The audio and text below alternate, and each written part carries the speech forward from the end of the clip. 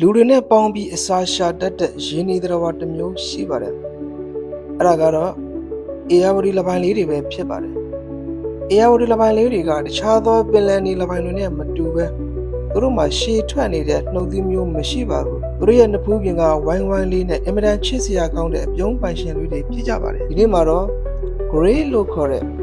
အေယာဝတီလပိုင်းမာလေးတစ်ကောင်ရဲ့အကြောင်းကိုပြောပြပေးသွားမှာပါ။လေတူထဲမှာစောင်းလီပီတွေစတင်တိုက်ခတ်နေတဲ့1999ဒီဇင်ဘာလရဲ့မနက်ခင်းတစ်ခုမှာ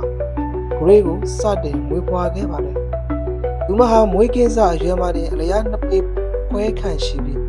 လေးချိန်10ကီလိုဂရမ်လောက်လေးပါတယ်။အခြားငါးတွေနဲ့မတူတာကသူမဟာရိုးတိုက်တော်ပါဖြစ်လို့မွေးချင်းမှာပဲသူမရဲ့အမေဟာ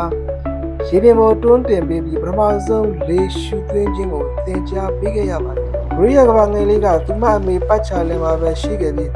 အမေတို့ကိုဆိုရင်ကြီးပြင်းလာခဲ့ပါတယ်။ Grey ရဲ့ဥကောင်းလေးကရှေ့ထွက်မနေပဲမျက်နှာဝမ်းဝမ်းလေးနဲ့အင်မတန်ချစ်စရာကောင်းနေပါတယ်။အခါတရံလဲကြောက်ခဲလေးတွေနဲ့စော်ကစားနေတတ်ပါတယ်။အသက်တစ်နှစ်ကျော်လာတဲ့အခါအမေတို့အပြင်မြင့်အောက်ခြေကပဇွန်လေးတွေငါးလေးတွေကိုစမ်းသက်ပြီး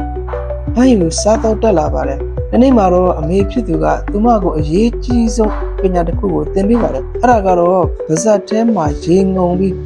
အဝေးကြီးကိုမှုတ်ထုတ်တဲ့အတတ်ပညာဖြစ်ပါတယ်။ဒီလိုရေတွေမှုတ်ထုတ်တာကကစားနေတာမဟုတ်ပဲရေအောက်မှာရှိတဲ့ငါးအုပ်တွေလန့်ပြီးစုမိသွားအောင်6လက်အမဲလိုက်တဲ့အနည်းဖြစ်မှာ Grey တယောက်တစ်ဖြည်းဖြည်းနားလည်လာခဲ့ပါတယ်။ Grey တို့သားမိကအေယာဝတီမြစ်အထက်ပိုင်းမင်းကုန်းနဲ့ကြောင်မြောင်းကြားကရေနက်ပိုင်းတွေမှာကျင်လည်ကျက်စားကြပါတယ်။အသက်4နှစ်လောက်မှာ Grey ကထူးဆန်းတဲ့အသံတစ်ခုကိုစတင်သတိထားမိလာပါတယ်။အဲ့ဒါကတော့မြစ်ရေပြင်ပေါ်က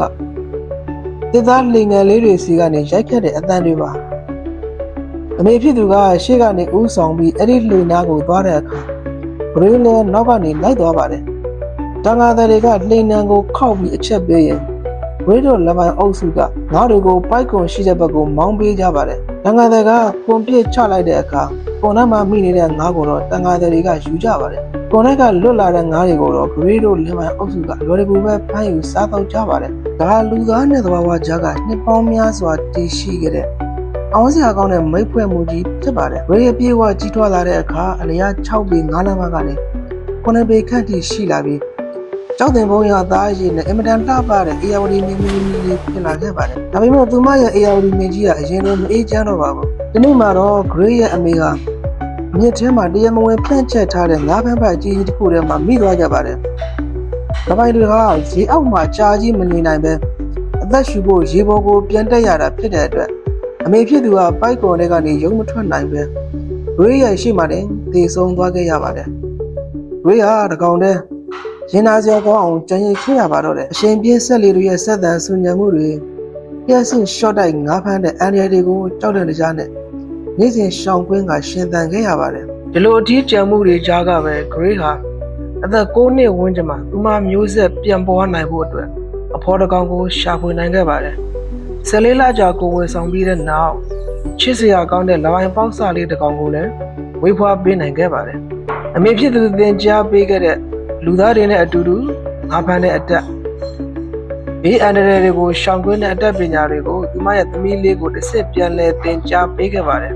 ။ Grey ဟာသူမဘဝရဲ့သက်တမ်းအနှစ်30နီးပါးကိုဒီအေယာဝတီမြစ်ကြီးထဲမှာပဲဘေးအန္တရာယ်ပေါင်းများစွာနဲ့ဖြတ်သန်းသွားခဲ့ရပါတယ်။သူမသေဆုံးသွားချိန်မှာတော့အေယာဝတီမြစ်ကြီးရဲ့ဂေယစနစ်ကိုထိန်းညှိပေးခဲ့ပြီးသူမခန္ဓာကိုယ်ကိုစားသုံးကြတဲ့ခြားသောရင်းနှီးသဘာဝပေါင်းများစွာရဲ့အစာကွင်းဆက်ကိုဆက်လက်လဲပတ်စေခဲ့ပြီးအေယာဝတီမြစ်ကြီးရဲ့မြင်းမီနီမီလေးအဖြစ်